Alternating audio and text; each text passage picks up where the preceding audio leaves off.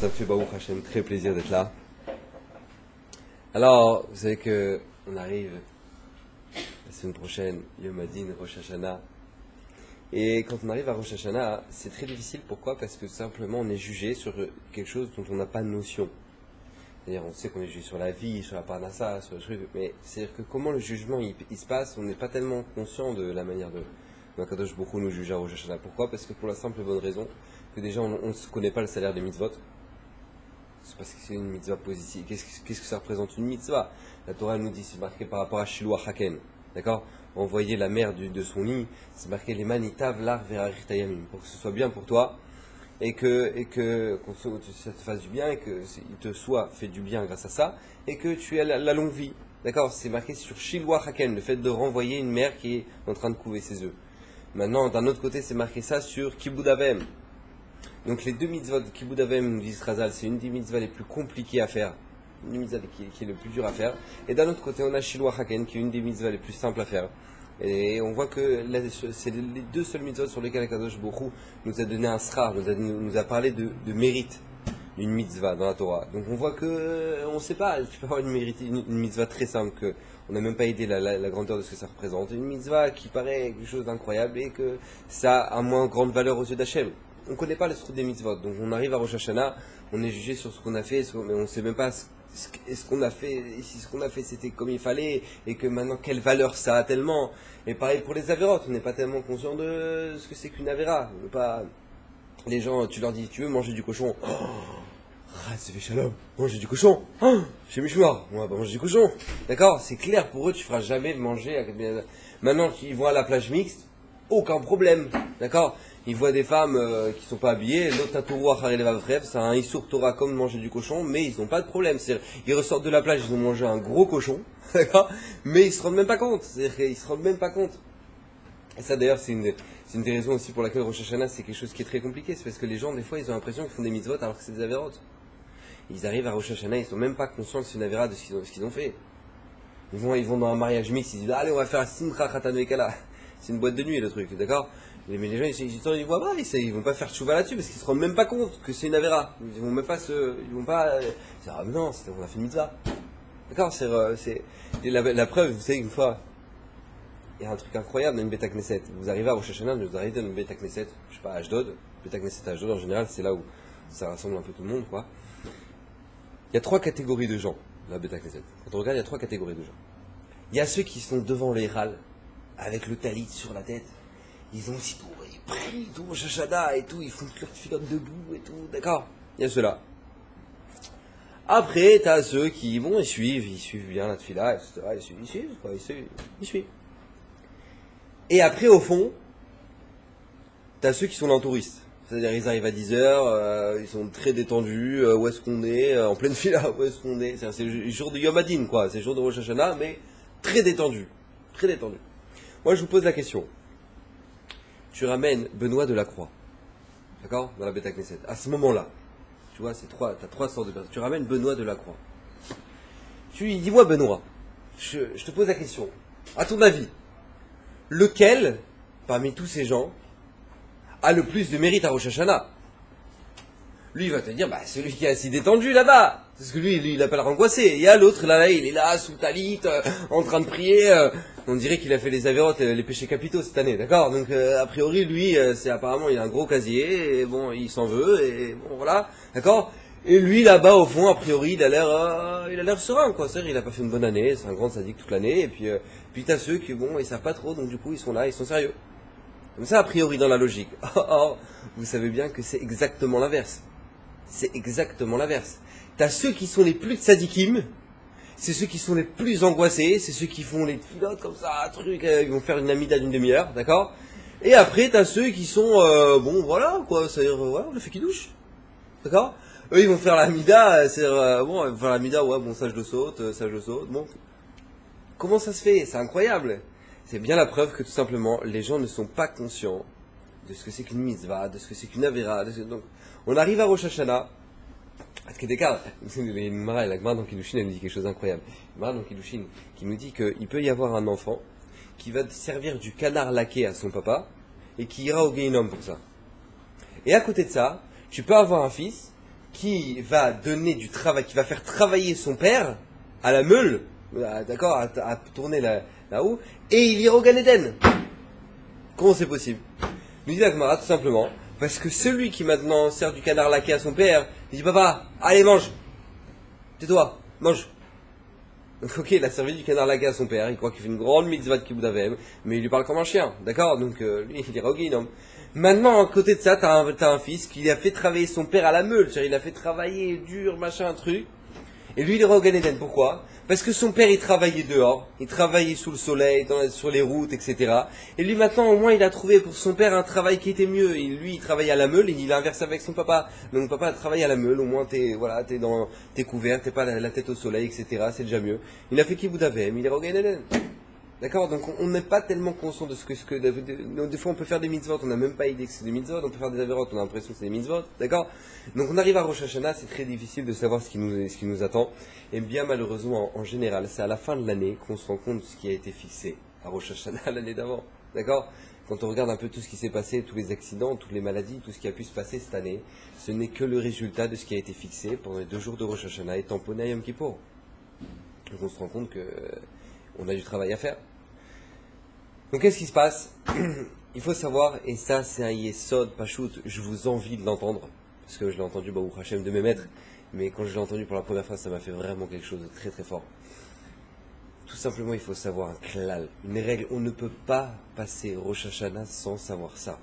On ne peut pas, pachout, un juif ne peut pas passer Rosh Hashanah sans entendre ce qu'on va dire ce soir, Bezrat Hashem. J'ai entendu ça de l'un de mes maîtres, Rabba Ozonoum, il explique que tout simplement, même si on n'est pas conscient de nos avérotes, même si on ne sait pas ce qui se passe dans le ciel à Rosh Hashanah, même si maintenant on attend le résultat de ce qui va se passer, on espère que Kadosh Baruch Hu va être miséricordieux, il y a une chose qui est claire, c'est que le jugement, il est entre nos mains. Le jugement de Rosh Hashanah, il est entièrement dans nos mains. Entièrement. Je m'explique. Il faut savoir, le Maharal, le Baal Shem Tov, tout le monde explique que à Rosh Hashanah, ce qui se passe dans le ciel, c'est là peut-être qu'à Rosh Hashanah, c'est même après 120 ans, mais ce qui se passe à Rosh Hashanah, c'est ce qui se passe après, c'est un petit jugement d'après la mort, d'accord? Parce que la vie, elle dépend de ça. Donc maintenant, qu'est-ce qui se passe? Ce qui se passe à Rosh Hashanah, il faut être clair que maintenant, ça dépend entièrement de nous. Je m'explique. Il faut savoir, la Mishnah, il y a une Mishnah dans Pirkei Avot qui nous dit avant de regarder, avant de faire une photo, avant de faire une faute, pardon, avant de faire une faute, c'est marqué Da malemala mimcha.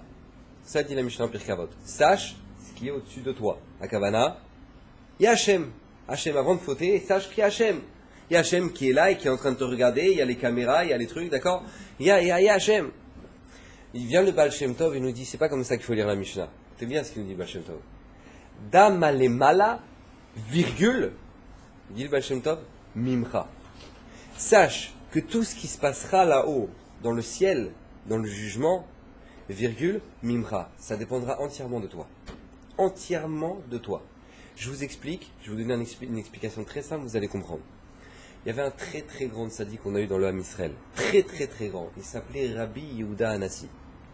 Rabbi Yehuda Hanassi, c'est celui qui a composé les Mishnayot. D'accord? Qui a écrit les Mishnayot. Avant, elles n'avaient pas le droit d'être écrites. C'est lui qui va les écrire, de peur que la Torah s'oublie à travers l'exil. Vient Rabbi Yehuda Hanassi et il va avoir dans sa vie 13 ans de souffrance, mais des souffrances inimaginables. Pourquoi? Parce que tout simplement, la Gemara nous raconte qu'un jour, il était en train de marcher dans la rue, donc c'était le Nassi, c'était le prince d'Israël, il était en train de marcher dans la rue, et d'un coup, il y a, de l'autre côté du trottoir, il y a un shochet qui est en train de passer, en train de tenir un veau. D'accord? Donc en gros, le veau, d'accord, dernière heure. Lui maintenant, le veau, il se débat, pac, il part, et il vient se cacher sous la cape de Rabbi Yehuda Hanassi. Donc ça nous dit la Gemara. Il se cache sous la cape de Rabbi Yehuda Hanassi. Au moment où il se cache sous la cape de Rabbi Yehuda Hanassi, Rabbi Yehuda Hanassi le regarde et lui dit Lech kilekar yatzarta. Va, parce que tu as été créé pour ça. Comme ça, il dit Rabbi Yehuda Hanassi. Depuis ce jour-là, va commencer chez Rabbi Yehuda Hanassi des souffrances dans son ventre, des souffrances inimaginables, durant 13 ans. Depuis ce jour-là. Donc pendant 13 ans, Ad Kedekar, c'est marqué qu'il hurlait tellement de souffrances que les marins dans la mer, ils entendaient ses cris. Rabbi Yehuda Hanassi. Nous dit la Gemara, l'idée ma'aseh baoua, l'idée ma'aseh al-Khouy, c'est parti à cause d'une histoire. C'est quoi l'histoire? Comment elles sont parties toutes ces souffrances-là? Un jour, il était chez lui, Et il y a la femme de ménage qui est en train de passer le balai, d'accord? Elle commence à déplacer le canapé. Au moment où elle déplace le canapé, elle voit deux petites souris qui ont tout simplement ouvert une clinique, d'accord? D'accord, ils ont mis tous leurs petits ici. Et donc elle, oh non, oh, elle commence à prendre le balai pour virer tout le monde en dehors de la maison. À ce moment-là, Rabbi Yehuda Hanassi, il leur a dit laisse. Il lui a dit laisse les souris. Pourquoi? Kadosh Baruch Hu Rachamav al kol briotav. Kadosh Baruch Hu, il est miséricordieux avec toutes ses créatures. Donc nous aussi, on doit l'être. À partir du moment où il dit ça, toutes les souffrances qu'il avait durant 13 ans s'arrêtent. Il y a un des grands commentateurs Baruch Hashem qu'on a eu l'avant-guerre, Rabbi Tzalel Blazer. Il pose une question qui est extraordinaire. Il pose une question, il dit, je comprends pas. Rabbi Yehuda Hanassi, lui, il a eu des souffrances. Première année de souffrance. Il arrive à Rosh Hashanah Yom Kippour. C'est sûr qu'il fait Idbo des doutes. D'accord? Il commence à réfléchir. Il commence à se remettre en question. Il commence à prendre un cahier. Il commence à dire qu'est-ce que j'ai fait, qu'est-ce de pas bien, là. D'accord? Pour avoir des souffrances pareilles. C'est sûr qu'il a fait une introspection, Rabbi Yehuda Hanassi. Il arrive à Rosh Hashanah Yom Kippour. Il a dû taper sur sa poitrine comme jamais. D'accord? Comme jamais dans sa vie. Tu vois que malgré tout, les souffrances, elles sont pas parties. Deuxième année. C'est pas pour Ribono chez l'Olam. Il a dû prier de tout son âme. 13 ans de Yom Kippour. 13 ans de Yom Kippour. Il demande Rabbi Tzalel Blazer, qu'est-ce qu'il a fait? Il a dit à un veau, va, parce que c'est pour ça que tu as été créé. C'est une Gemara Mefureshet dans Brachot. Rabbi Yochanan, il est dit, sauf Behema, la Shrita. La finalité d'un animal, ça va être quoi? C'est sa Shrita. C'est la Shrita. Donc a priori, il pose la question, il demande à Rabbi Tzalel Blazer, comment c'est possible que lui maintenant on va lui reprocher autant de choses dans le ciel, tellement de souffrance parce qu'il a dit à un veau, pars. Comment c'est possible? Écoutez bien, et c'est ça tout l'yesod de qu'on va dire tout ce soir, toute la soirée. Tout simplement, Rabbi Yehuda Hanassi, il va lui-même trancher son jugement. Je m'explique. Au moment où maintenant ce veau-là, il vient se cacher sous sa cape, qu'est-ce qu'il veut ce veau? Il veut qu'on le protège, oui. Il a peur de la mort, il sent qu'il y a la mort. Donc il a peur de la mort, il veut qu'on le protège. Rabbi Yehuda Hanassi, au lieu de le protéger, ou de le caresser, ou d'attendre que le shochet vienne le chercher, qu'est-ce qu'il a fait? Il lui a dit, l'air qu'il est kariatsata. Va parce que c'est pour ça que tu as été créé. Qu'est-ce qu'il a fait Rabbi Yehuda Hanassi à ce moment-là? Écoutez bien. Il a dit, on ne regarde pas maintenant si tu es bien ou tu n'es pas bien, on regarde la finalité des choses. La finalité des choses, c'est que c'est bien pour toi la shrita. Au contraire, tu vas être mangé par les tzadikim, etc. C'est ta matara. C'est le but, la raison pour laquelle tu es venu. Donc regarde la finalité des choses, elle est que tu vas voir la shrita, c'est pour ça que tu as été créé. Au moment où il va dire ça dans le ciel, on va dire, ah c'est comme ça que tu juges toi Rabbi Yehuda Hanassi? Tu regardes pas le bien de l'animal comme il est maintenant, est-ce que maintenant il a besoin, est-ce qu'il souffre maintenant, est-ce que c'est du tsar pour lui, est-ce que c'est une souffrance pour lui ou pas? Tu regardes quoi? Tu regardes la finalité des choses. Alors la finalité d'un homme c'est quoi? Les souffrances. Il faut savoir qu'il n'y a pas mieux dans ce monde-là que des souffrances. Il faut savoir, c'est les Gemarot Mefourachot. Les Gemarot, elles disent, il n'y a pas mieux pour un homme que de souffrir. Pourquoi? Parce que c'est marqué que c'est plus grand, une mitzvah qui est faite par une souffrance que sans souffrance. Vous imaginez un peu? Le Gaon de Vilna, il dit qu'une souffrance qu'on a dans ce monde-ci, dans le Gehinom, il faut 60 fois plus fort pour effacer la Vera. Une petite souffrance que tu as eue dans ce monde-ci, dans le Gehinom, il faut 60 fois plus, il dit le Gaon de Vilna, pour effacer cette même Avera. Donc on n'a même pas idée. Donc la finalité, il dit Rabbi Yehuda Hanassi, selon ce que toi tu réfléchis, et bien tout simplement, la finalité, le mieux pour toi c'est quoi? C'est la souffrance. Donc il va avoir 13 ans de souffrance. Pourquoi? Parce qu'on ne regarde pas quel est le mieux pour toi maintenant. On regarde quelle est la finalité. Est-ce que c'est mieux pour toi que tu souffres, oui ou non? Et c'est mieux pour toi. Donc tu vas avoir 13 ans de souffrance. Donc c'est pour ça que Rosh Hashanah et Yom Kippour, ça ne change rien. Parce que lui-même, il a tranché ça, Rabbi Yehuda Hanassi. Lui-même, il a tranché ça quand il a dit pour le veau, va, parce que c'est ça ta finalité. Ah, c'est comme ça que tu réfléchis, alors ce sera comme ça chez toi. Il faut savoir qu'Akadosh Baruch Hu nous dit le Baal Shem Tov. C'est un klal pour toute la vie. Merci beaucoup. Nous dit le Baal Shem Tov. Durant toute notre vie, Akadosh Baruch Hu va nous mettre face à des situations où on va nous demander de juger la situation. Vous savez pourquoi? Pour savoir tout simplement comment toi tu vas être jugé sur cette même action que tu as fait. Cette même action que tu as fait, on va voir, ça va dépendre de ça. Vous savez d'où on l'apprend ça? De qui on l'apprend? On l'apprend de Yosef Hatzadik. Yosef Hatzadik, il a été vendu par ses frères. Au début, il a voulu être tué par ses frères. Après, il a été vendu par ses frères. Il est allé en Égypte. Il a fait 12 ans de tôle. Après, il s'en sort, Baruch Hashem. une fois qu'il est roi d'Égypte, il y a ses frères qui arrivent et qui demandent, vous connaissez toute l'histoire, qui ont besoin d'avoir de quoi rassasier toute la famille là-bas en Canaan, etc. Et à ce moment-là, lui, Yosef, il demande à Ménaché, son fils, de faire un petit truc, un petit coup sympathique, c'est de cacher la coupe dans le sac de Binyamin. Et qu'est-ce qui va se passer? Binyamin va être accusé, à tort, d'accord, d'avoir volé la coupe de Yosef. Qu'est-ce qui va se passer à ce moment-là? Yehuda va venir, et Yehuda va vouloir défendre Binyamin. Et qu'est-ce que va dire Yehuda? Yehuda va dire tout simplement, si jamais on ne revient pas avec Binyamin chez Yaakov, Yaakov va mourir. Pourquoi? Parce que déjà qu'il a perdu un de ses fils qui était Yosef, maintenant si on revient sans Binyamin, qui est le deuxième frère de Yosef, qui est le seul frère de Yosef, qui est le deuxième fils de Rachel, si on revient sans lui, c'est pas possible. On va tuer notre père. Et à ce moment-là, Yehuda dit à tous les frères, regardez, on va retourner l'Égypte, mais on ne reviendra pas sans Binyamin. Yosef, à ce moment-là, qu'est-ce qui se passe? Il va se dévoiler à ses frères. D'accord? Qu'est-ce qu'il va leur dire? Va yomer Yosef el Echav, ani Yosef aod avichai. Je suis Yosef, est-ce que mon père vit-il encore? Demande tous les Mefarshim, qu'est-ce que ça veut dire? Est-ce que mon père il vit encore? Ils n'arrêtent pas de te dire que si jamais il récupère pas Binyamin, eh ben il va mourir Yaakov, d'accord? Ils n'arrêtent pas de dire que maintenant on a besoin de prendre du manger pour le ramener chez la maison de leur père. Donc ils savent, Yosef il sait très bien que son père il vit encore. C'est quoi cette question? Je suis Yosef, est-ce que mon père il vit encore? Il dit le Rav de Brisk quelque chose d'incroyable, écoutez bien. Le Rav de Brisk qui nous montre que d'ici, que Yosef ici leur a fait un reproche. Vous êtes en train de venir argumenter pourquoi? Pour prendre Binyamin parce que de peur que Yaakov il va mourir. C'est ça votre problème, vous avez peur que Yaakov il va mourir. Ani Yosef, Aod Avichai. Moi je suis Yosef. Au moment où vous m'avez vendu, au moment où vous avez voulu me tuer, au moment où vous avez voulu me faire les pires des souffrances, Aod Avichai, vous avez demandé si mon père il va vivre ou il va mourir de ça. Vous-même, vous êtes en train de prendre la défense là de Binyamin, que si jamais on ramène pas Binyamin, ça va être la catastrophe. Mais quand vous-même, vous avez décidé que maintenant je sois vendu comme esclave à des Ishmaélim, vous vous êtes posé la question si mon père il va encore vivre de ça. C'est marqué qu'il a fallu 5 mots pour faire une mort clinique à tous les frères. C'est marqué moi fourrage. Va yomer Yosef el Achav, ani Yosef aod avi chai. Écoutez bien. Velo yachlu echav. La anototo qui nivalu mipanav. Nous dit le Midrash, ils ont eu tellement peur quand il y a eu une révélation, tout simplement, leur âme elle est sortie.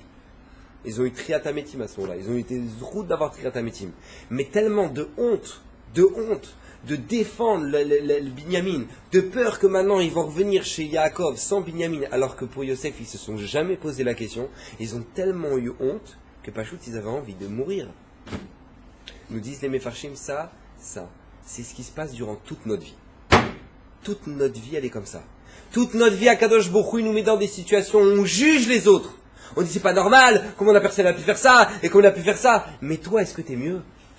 Est-ce que toi, t'as fait la même chose? Est-ce que toi, tu es mieux?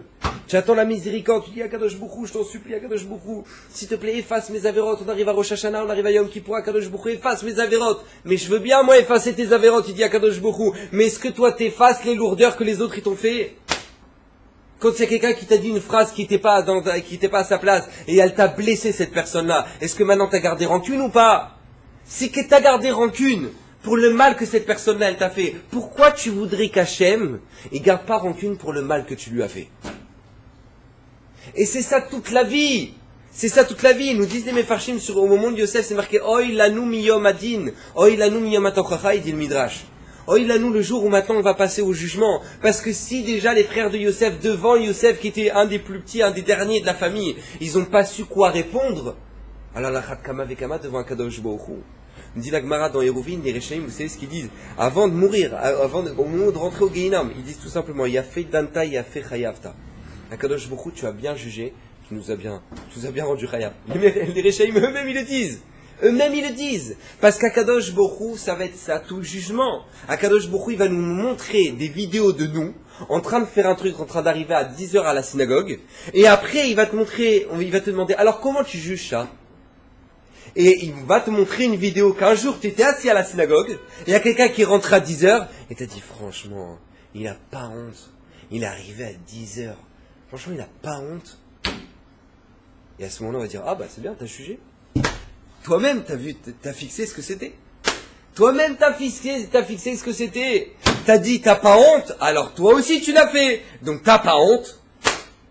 Rabotaï, ça c'est tout le mishpat, il est comme ça. Tout le jugement on arrive à Rosh Hashanah. Il faut savoir que c'est comme ça, c'est marqué que dans le Teilim, on le dit dans le Teilim du soir. Au moment de Harvit, on dit Hachem Tzilcha. Hachem c'est ton nombre. Il dit le Baal Shem Tov, ça veut dire quoi? C'est Hachem c'est ton nombre. Hachem il ne fait que de refléter le comportement que tu as. Il ne fait que de refléter le comportement que tu as. Si maintenant toi tu dis Hachem, inscris-moi dans le livre de la vie, et je veux la vie, et je veux la bracha. Mais dis-moi, toi tu amènes la vie chez les gens. Toi quand les gens, ils te voient arriver à la maison, tu leur amènes de la vie ou tu leur amènes de la... il est rentré. Qu'est-ce que tu amènes? Tu ramènes le bonheur chez les gens. Parce que toi tu es gorem, tu entraînes du bonheur quand les gens ils te voient, ils sont heureux de te voir. Ou c'est l'arseuil quand ils te voient. Tu dois te poser la question. Si toi tu ramènes la vie chez les gens, si toi tu es source de vie chez les gens, alors Baruch Hashem Akadosh Baruch Hu, il te donnera la vie. Parce que tu amènes la vie. Alors Hashem il te donnera la vie. Mais si toi maintenant tu ramènes la rama chez les gens, alors Akadosh Baruch Hu, il va te ramener la rama dans ta vie. Mais il faut que ce soit clair. Hachem Tzilcha. Hachem il te juge comme toi tu juges, comme toi tu te comportes. Toi, tu voudrais qu'Hachem il te pardonne tout, tu voudrais qu'Hachem le truc, et toi, tu pardonnes rien. Tu dis, Kadosh Baruch Hu, je t'en supplie, fais taire l'accusateur, comme ça on dit dans la tefila. Hachem, fais taire l'accusateur dans le ciel, fais taire. Mais toi, tu as des dossiers sur tout le monde. Tu as des dossiers, la shonara avec toi, c'est rac, c'est tout le monde en prend, d'accord? Maintenant, toi, tu as des dossiers sur tout le monde, du shonara t'en fais sur tout le monde, et après, qu'est-ce qui se passe? Tu dis, Hachem, fais taire l'accusateur. Dis-moi, allô, t'as pas honte? T'as pas honte, toi t'as des dossiers sur tout le monde, tu tues tout le monde avec tes dossiers, et maintenant qu'est-ce qui se passe? Tu dis, oh Hachem, je te supplie, vraiment, oh Shoshana, une bonne année, et que personne ne m'accuse, d'accord?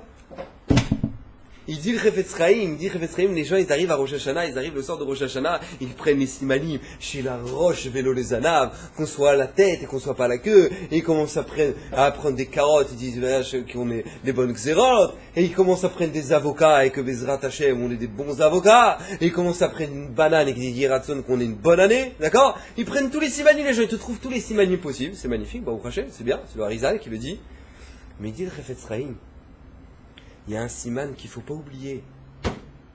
C'est le siman de faire un sourire aux gens. Faire un sourire aux gens. Quand tu es capable de sourire aux gens, et que toi, tu souris aux gens, tu fais du bien aux gens, eh ben, on te sourira dans le ciel. C'est marqué Kol ha-merachem al habriot, merachamim alav min hashamayim. C'est une mara meforeshet. Tout celui qui a de la miséricorde sur les créatures, eh ben, il y aura de la miséricorde sur lui. Rabbi Yehuda Hanassi, c'est 13 années de souffrance. Et Yom Kippour ne pouvait rien faire parce que lui-même il jugeait comme ça. Mais à partir du moment où il va changer son jugement, Rabbi Yehuda Hanassi, et il va dire non, il va dire à sa servante, non, laisse les souris là, laisse-les. Akadosh Baruch Hu, il est mirachem, Akadosh Baruch Hu, il est miséricordieux, alors moi aussi je veux l'être. À ce moment-là, il a dit ça. Alors on est mirachem avec toi. On lui enlève toutes ses souffrances, Rabbi Yehuda Hanassi. Plus de souffrance, 13 ans de martyr, et là maintenant plus rien. Pourquoi? Parce que tout simplement son comportement il a changé. À partir du moment où le comportement il change, et ben tout simplement tout va changer. C'est pour ça que durant Yom Kippour et les Slichot, on répète tellement de fois les 13 attributs de miséricorde. Hachem, Ken, Rachum, Vechanun, Erechapayim, Verav Chesed. Pourquoi on le répète autant de fois dans la tefila? Pourquoi? Parce que tout simplement c'est un cadeau qu'Akadosh Baruch Hu nous a donné. Ou Akadosh Baruch Hu nous a donné ce cadeau, ou Arsinaï. Akadosh Baruch Hu a dit à Moshe Rabbeinu, écoute bien, c'est marqué Shenitatef Akadosh Baruch Hu, c'est une mara dans Rosh Hashanah. Shenitatef Akadosh Baruch Hu Keshaliar Tzibo. Akadosh Baruch Hu, il a mis un talit comme le Shaliar Tzibo, comme celui qui fait comme l'officiant. Ve'eralo le Moshe Seder Tfila. Il lui a montré comment on fait la tfila. Amarlo Kol Zman She Israël Chotim Yasu Lefanai Keseder Razé. Chaque fois que l'homme Israël faute, qu'il fasse ça, Kavana c'est quoi? Et qui répète les Vaya Avor, d'accord? Hachem Hachem Ken Rachum Vechalum, qui répète les 13 attributs. Vani Mochel Lahem! Et moi je leur pardonne! Ah putain, elle est belle, non? Ça c'est le gros piston. C'est le piston atomique, d'accord? C'est pas le Baba Salé, c'est pas le Rabbi Nachman qui t'a donné un truc comme ça. Là c'est Akadosh Baruch Hu Birvodo ou Beatzmo qui l'a dit à Moshe Rabbeinu. D'accord? C'est lui qui a dit Hachem, de sa bouche, marqué dans la Gemara, que si jamais ils font ça, Ani Mochel Lahem. Et s'il recommence. Alors voilà, alors il y a un problème. Et a priori, on serait tranquille. On fait Vaya, Avor, Hachem, Hachem, Kael, Rachou, Veralou, hop, c'est bon, papa, on peut t'embrasser. Ça, c'est faire Torah. Il y a un problème. C'est quoi, Ani Mochel Lahem? Ils disent, les Mefarshim, le problème, c'est que les gens, ils lisent mal la Gemara. Écoutez bien ce qu'il dit à Kadosh Baruch Hu. Amarlo, Kolzman chez Israël Chotin. Tout le temps que le Ham Israël faute, il y a sous les fanaïs qui s'est dérasé. C'est pas marqué Yomru. C'est pas marqué qu'ils disent devant moi ça. Il faut pas dire Vaya avant, ça suffit pas. Il y a sous les fanaïs qui s'est dérasé. Qui fassent devant moi cette chose-là. Ça veut dire quoi qu'il fasse? Rachum, Vechanoun, Erechapayim, Verafresed. Akadosh Baruch Hu, il est Rachum, il est miséricordieux. Il y a sous les fanaïs, toi tu dois être miséricordieux. Akadosh Baruch Hu, il supporte la faute, toi tu dois supporter la faute. Ou Rachum afatarachum, ou Chanoun afatachanoun. Akadosh Baruch Hu, il est miséricordieux, Akadosh Baruch Hu, il est bon, Akadosh Baruch Hu, il supporte les fautes. Et toi tu dois être bon, tu dois être miséricordieux, tu dois supporter la faute. Si tu es capable de faire une chose comme ça, Akadosh Baruch Hu sera mochel lecha toutes tes avérotes. Il y a sous les fanailles qui fassent devant moi que c'est dérasé. Akadosh Baruch Hu, il demande que nous-mêmes on le fasse, nous-mêmes, dans notre personnalité, qu'à partir du moment où quelqu'un il t'a fait une crasse, tu lui en veux pas jusqu'à la mort. Tu sois capable de lui pardonner. Une personne qui est capable de pardonner une crasse qu'on lui a fait, mais c'est le karcher sur ses avérotes. C'est le karcher sur ses avérotes. Cette personne-là, elle peut arriver après Rosh Hashanah, elle peut arriver à Rosh Hashanah et dire à Kadosh Baruch Hu, Ribono Shel Olam, je lui en veux pas. Je lui en veux pas de ce qu'il m'a fait, je suis mochel de ce qu'il m'a fait. Belev Shalem, Belev Shalem. Kadosh Baruch Hu, il fait la même chose avec toi. Toutes les crasses que tu as pu faire et toutes les avérotes que tu as pu faire et toutes les mitzvot que tu as ratées, Kadosh Baruch Hu, il dit tu es capable d'effacer les crasses qu'on t'a fait. Alors, Midaken et Mina, moi je serais capable de le faire. Ouvda, il dit le Gaon de Vilna quelque chose d'incroyable. Le Gaon de Vilna, il dit il y a deux portes. Il y a une porte dans le cœur de chaque juif et une porte dans le ciel. Si un juif est capable d'ouvrir la porte de son cœur pour faire du chesed, pour faire de la bonté, alors il ouvre automatiquement la porte du ciel de la bonté sur lui. Sur lui, dit le Gaon de Vilna. Une personne qui est capable de faire d'être bon, d'être gentil, d'être quelqu'un de bien, et bien tout simplement, dans le ciel, on sera bon, on sera gentil, on sera bien avec lui. C'est comme ça. Il dit le Rav Steinman, il dit que c'est la meilleure solution pour pouvoir passer au Rosh Hashanah. C'est le meilleur conseil qu'on puisse avoir pour passer au Rosh Hashanah. C'est pour ça qu'on dit Tfila, Shuva ou Tzedaka, Ma'avirim et Droa Gzera. C'est les trois choses qui font en sorte que maintenant, tout simplement, on puisse avoir du mérite pendant le jugement. Tfila, Shuva et Tzedaka. Parce qu'à partir du moment où toi tu es capable d'être bon avec l'autre, tu es capable de te soucier de l'autre, alors Akadosh Baruch Hu se souciera de toi. Si maintenant toi t'en as rien à faire et que t'es rancunier et que t'es truc, alors Akadosh Baruch Hu il en aura rien à faire et il sera rancunier. Parce que c'est comme ça que tu es, alors Akadosh Baruch Hu le sera avec toi. C'est comme ça, c'est Mida Keneged Mida. Je vais vous donner un exemple. Il y a une Gemara incroyable. La Gemara elle raconte. Il y avait un chassid echad. C'est ça la Gemara elle raconte dans Brachot. Il y avait un chassid echad. Chassid echad, c'est pas un Shtraimel et les Peyot. D'accord? À l'époque de la Gemara, ça n'existait pas. C'est quoi un chassid? C'est quelqu'un qui a un très haut niveau de chassidout. Vous regardez dans le Messiat Eshaim ce que ça veut dire la chassidout. D'accord? Donc il y avait un chassid echad. Il y avait un chassid. Que maintenant lui il est arrivé veille de Rosh Hashanah. Et qu'est-ce qui s'est passé? C'était pendant une année où maintenant c'était vraiment la dèche. D'accord? C'était la famine. On n'a pas de notion de ce que c'est que la famine, nous, parce qu'on ne connaît pas. D'accord? On a une génération qui ça n'existe pas un pauvre qui meurt qui n'a pas de pain à manger. D'accord? Donc avant, il y avait une notion que les gens, ils n'avaient pas de quoi manger. Ils n'avaient pas de quoi manger. Ils n'avaient pas. Il n'y avait rien. T'as la yesh, c'était vide. Je ne sais pas si vous imaginez un peu ce que ça veut dire. Tu vas au Sherad, il n'y a rien dans les rayons. C'est-à-dire tu ressors, t'as rien. C'est l'Oyoman, ce que c'est qu'une famine. D'accord? Bref, c'était une année de disette, comme ça. Et lui, ce chassid-là, il y a une femme qui toque à la porte. Elle lui dit, voilà, j'ai besoin d'argent pour Rosh Hashanah, pour passer les fêtes. Alors à ce moment-là, lui, il lui dit, je suis désolé, madame, je suis vraiment désolé, mais il nous reste un petit peu d'argent et c'est tout il nous reste une pièce et toute cette pièce-là, c'est pour pouvoir acheter de quoi manger pour Motse Tzom Gedalia. D'accord? C'est tout ce qu'on aura. Après, on n'aura plus rien. Elle dit, vous me parlez de Tzom Gedalia, mais moi, Rosh Hashanah, j'ai rien à manger. qu'est-ce qu'il fait lui? Il monte dans sa chambre, là où il a caché la pièce, il prend la pièce, il la donne à cette madame. Dernière pièce qu'il avait, il la donne à cette madame. Sa femme, elle rentre. Salut chérie. C'est pas marqué, mais bon, en tout cas, d'accord. Salut. Maintenant, qu'est-ce qui se passe? T'as la carte? Bah écoute, je suis désolé, il y a une femme qui est venue et elle avait pas de quoi manger et je lui ai pas. J'ai pas compris. T'as donné ce qu'on avait à une autre femme que moi? D'accord, je ne veux pas vous faire la scène, d'accord. En tout cas, c'est marqué que là-bas, il y a une embrouille. D'accord, ça dit l'Agmara. Ils se sont embrouillés. Ça, c'est marqué. D'accord. Maintenant, il y a eu de l'embrouille. Et lui, qu'est-ce qu'il a fait? C'était veille de Rosh Hashanah. Ce Chassid-là, donc, comme il s'est embrouillé avec sa femme, il s'en voulait tellement qu'il est parti dormir au cimetière. D'accord?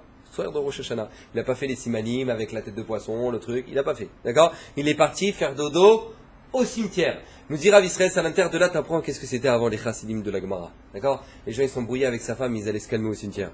Parce qu'ils se disaient, regarde, ça, franchement, je me suis énervé. Qu'est-ce que c'est que la colère? Qui colle à Koès, qui l'ouvre d'Avodazara? Il dit Rav Israël à l'intérieur, ouais. Tout celui qui s'énerve, c'est comme s'il est Oved d'Avodazara. Maintenant, moi, j'arrive veille de Rosh Hashanah où je dis Hachem, c'est lui le m'énerve. Et j'ai été Oved d'Avodazara. Je vais me calmer au cimetière. Il va au cimetière chez les morts là-bas. Il dit ça, là-bas, ça va me calmer. Donc, il allait se calmer au cimetière. Là-bas, moi. Je vais remettre les idées en place, d'accord? C'est là où on finit, c'est bon. Et donc du coup, il va au cimetière et à ce moment-là, ce soir-là de Rosh Hashanah, au cimetière, il entend deux Neshamot qui se mettent à parler. Deux Neshamot qui se mettent à parler, une avec l'autre. Alors l'une, elle dit à l'autre, elle dit, dis-moi, viens, on va regarder ce qui va être décrété à Rosh Hashanah, dans le ciel. Alors l'autre, elle dit, moi je peux pas, parce que moi, bref, là-bas c'est un détail dans la Gemara, elle était pas enterrée avec des habits de lin, un truc, bon bref. Un truc qui faisait qu'elle pouvait pas encore monter là-haut. Donc elle dit, vas-y, tu me racontes. Ok. Elle monte dans le ciel, l'autre Neshama, elle regarde ce qui va être décrété à Rosh Hashanah, elle ramène, elle revient, elle dit, ouais, tu sais pas quoi, j'ai vu, cette année ça va être encore la dèche, ça va être la famine, parce que tout le monde va vouloir ensemencer pendant la première période d'hiver, et il va y avoir la grêle, il va y avoir le gel, et tout va s'abîmer. Et en fait, c'est seulement la deuxième partie de l'hiver qu'il y aura la bracha, et tout le monde va se tromper. Oh, lui, il entend ça. La refaite. D'accord, c'est comme si vous entendez les numéros du loto à Rosh Hashanah. D'accord, le numéro du loto sera le 2, 5, 6. Attends, je prends mon stylo. D'accord, c'est comme ça. C'est que lui, il a gagné le loto, le mec. Donc maintenant, lui, ce chassid là, il entend que faut ensemencer la deuxième partie de l'hiver. Elle est magnifique. Donc lui, qu'est-ce qui se passe? Il revient à la maison, super content. Ah, je passe une bonne nuit au cimetière, c'était bien, c'était trop bien. Donc lui, maintenant, il arrive et il voit tout le monde après. Donc il en arrive après Rosh Hashanah, tout le monde va commencer à ensemencer, machin truc, tout le monde se plante. Et lui, qu'est-ce qu'il fait? Lui, il reste à étudier sa Gemara. Tranquille, d'accord? Après, il y a la grêle, il y a la fameuse le fameux gel, etc. Catastrophe. Et lui, il arrive après tout ça, et hop, il commence à planter. Et il commence à avoir une bracha. Il devient Bill Gates. D'accord? Lui seul savait que maintenant, s'il il pouvait planter. Donc il devient très riche, et c'est lui qui vend à tout le monde. Bah, au Hachem, et il a plein de pépettes. Maintenant, nous dit la Gemara que la deuxième année, la même chose, il retourne au cimetière. Il dit, ah, c'est pas possible, il y a un trop bon plan là. Il retourne au cimetière et il va redormir entre les tombes. Et il entend encore les deux rouchots qui sont en train de parler. Ah, viens, on va regarder ce qui va se passer, un truc. Donc alors, elle remonte, elle dit, ah, bah tu sais pas quoi, tout le monde va se planter cette année encore, il va y avoir la famine. Pourquoi? Parce qu'ils vont tous apprendre de l'année dernière, donc ils vont tous planter pendant la deuxième partie de l'hiver, alors que c'est pendant la première partie qu'il faut planter. Ils vont tous se planter. Alors lui, il entend ça, il dit, mais c'est magnifique, je t'aime chez Molan. Il arrive, hop, il sort du cimetière, Rosh Hashanah, tranquille.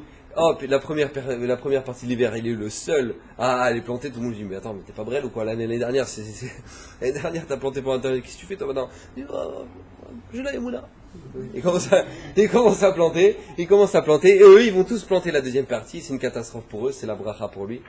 La troisième année, ça marche plus parce que sa femme, elle s'embrouille. Bref, maintenant, je vous abrège la suite de la Gemara. En tout cas, demande Rav Matityahu Salomon, un gars extraordinaire, il pose une question extraordinaire. Il dit, bah alors on n'a qu'à dormir au cimetière tous les ans. C'est la refaite. On va dormir au cimetière d'Ashdod. Ouais.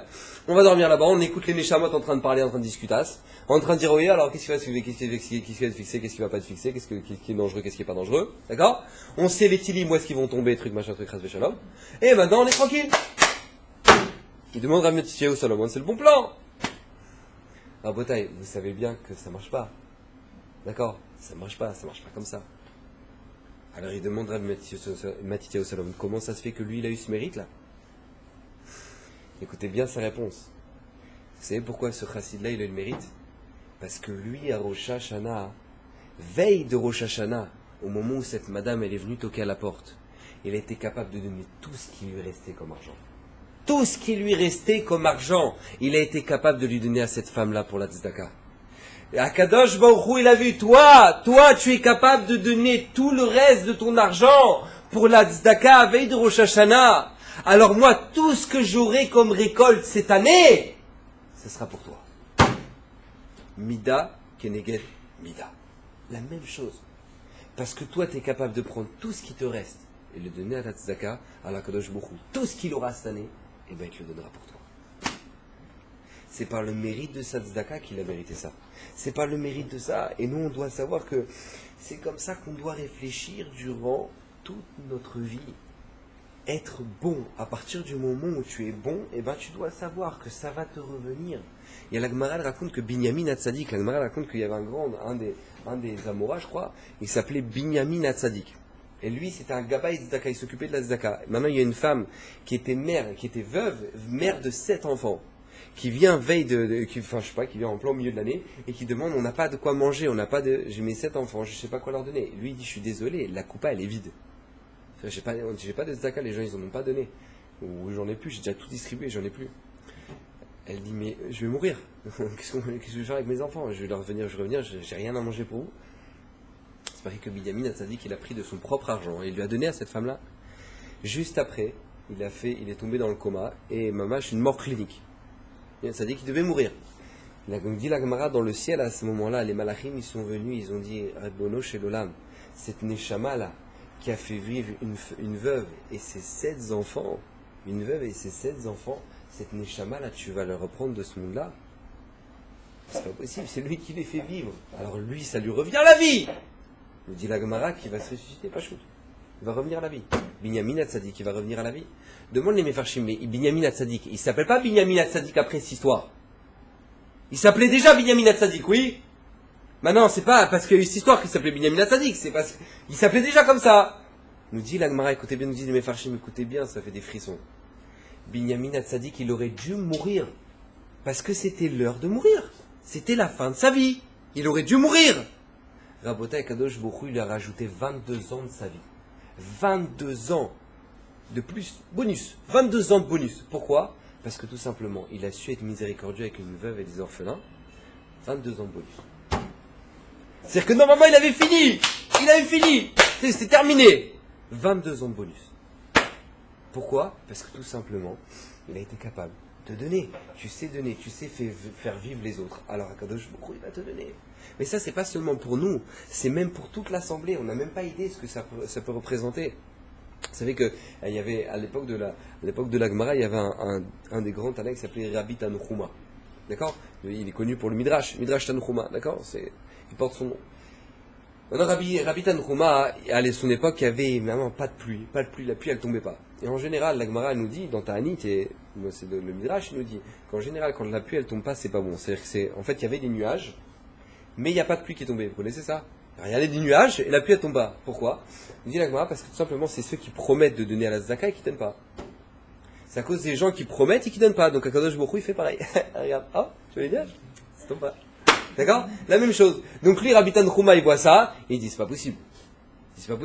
Rabota, et tout le monde sort ses économies, et tout le monde les donne à Zaka. Il oblige, Rabbi Tanchuma, il oblige tout le monde à sortir leurs réserves, tout ce qu'ils ont gardé comme argent. On ne sait pas qui c'est qui a promis, qui a pas donné. Tout le monde sort ses réserves, tout le monde les donne à Zaka. Qu'est-ce qui se passe? À ce moment-là, il y a un monsieur qui va chercher sa boîte, avec tout son argent, tout ce qu'il a fait comme réserve depuis des années. Et il sort pour aller le donner à Zaka. Et à ce moment-là, qui c'est qui rencontre ce monsieur-là? Il rencontre son ex-femme. En général, son ex-femme, on la regarde comme ça. D'accord? Lui, il sort avec sa boîte de Zaka et il voit son ex-femme, le dit le Midrash, qu'il avait divorcé. Vous savez pourquoi il avait divorcé son ex-femme? Parce que son ex-femme, elle lui disait, moi je veux pas rester avec un mendiant comme toi. putain, clochard, tu me donnes jamais d'argent de poche, jamais je peux rien faire, jamais jamais je peux acheter des fragazara, jamais je peux acheter un castro, jamais je peux, d'accord? Donc elle a commencé à dire, moi je veux plus rester avec toi, tu vois rien, t'es un pouilleux, truc, machin. Bon, du coup il a été obligé de la divorcer. Maintenant son ex-femme, elle est là en train de demander la tzedaka. Son ex-femme, elle est là en train de demander la tzedaka. Et lui il est en train de sortir avec sa boîte avec toutes ses économies. Et elle lui dit, sache une chose, depuis que je t'ai divorcé, je n'ai plus connu le bonheur dans ma vie. Ça lui dit. Lui, il aurait pu lui dire, eh ben, capara, hein, capara, pour tout ce que tu m'as fait, hein, dans les dents, d'accord? Maintenant, lui, il sort avec sa coupa de Zdaka. Alors, vous savez ce qu'il va faire? Il va ouvrir toute sa coupa de Zdaka et il va tout lui donner. Son ex-femme, qui lui a pourri la vie, parce qu'elle n'allait pas à Zara, parce qu'elle n'avait pas un truc, machin. Elle vient, elle lui demande la Zdaka, il prend toutes ses réserves d'argent et il lui donne. Il y a quelqu'un qui voit ça de loin. Il voit ça de loin que lui, il donne des billets à son ex-femme. Il va voir Rabbi Tanhuma, il dit, Rabbeinu, tu cherches pourquoi maintenant il y a des nuages et il n'y a pas de pluie. Moi, je vais te dire pourquoi il y a des nuages et il n'y a pas de pluie, d'accord? Il y a anguille sous roche, là, comme on dit chez nous. C'est-à-dire que maintenant, lui, il est divorcé de sa femme et il lui met des billets sous le... Qu'est-ce qui s'est passé? Ils ont fait une soirée, d'accord? Qu'est-ce qui s'est passé? Qu'est-ce qui s'est passé? Non, il paye sa femme, lui. Qu'est-ce qui lui arrive? Ça va? Il est censé avoir divorcé. Maintenant, il donne des billets à sa femme. C'est un comportement normalement pas très cachère, comme on dit chez nous. Donc, il va voir Rabbi Tanhuma, il dit, Rabbeinu, là, si tu as encore des questions, Rabbi Tanhuma, qu'est-ce qu'il fait à ce moment-là? Il convoque ce juif-là. Il le convoque. Il dit, qu'est-ce que tu fais? Moi, tu vois pas que maintenant, on n'a rien, on n'a pas de pluie à cause d'un mauvais comportement. J'entends que tu fais. Il dit non, Rabbeinu, non, pas du tout. Pas du tout. C'est mon ex-femme, elle est à la dèche, elle avait rien à manger, elle avait rien, elle a pas d'argent. Ben, tout simplement, moi j'ai pris tout mon argent, je lui ai donné. À ce moment-là, Rabbi Tanhuma, il se lève.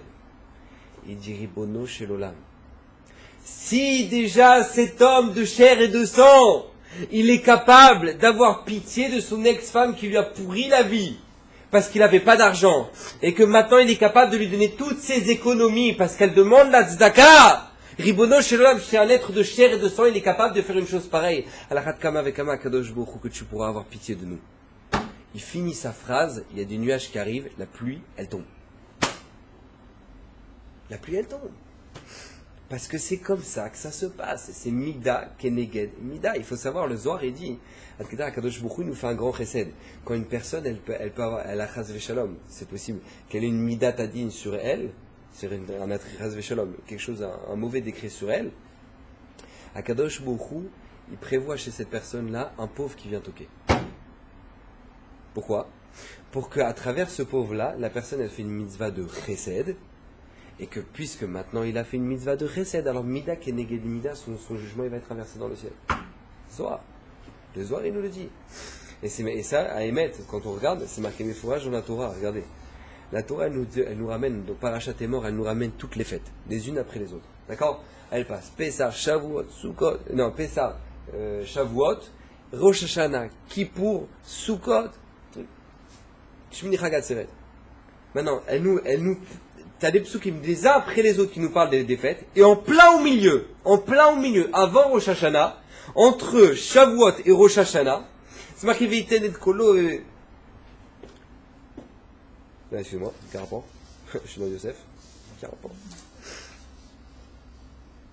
C'est marqué ça. Ukratem be'etzem hayom hazeh mikra kodesh Hashem lachem. Donc on parle de Shavuot, d'accord? Là il y a un pasouk, et juste après on nous parle de Rosh Hashanah. C'est marqué comme ça. Veidaber Hashem el Moshe les morts, daber el Bnei Israël les morts, bechodesh hashvi, be'echad la chodesh, yel lachem, Shabbaton, zichron 3, mikra kodesh, d'accord, Rosh Hashanah.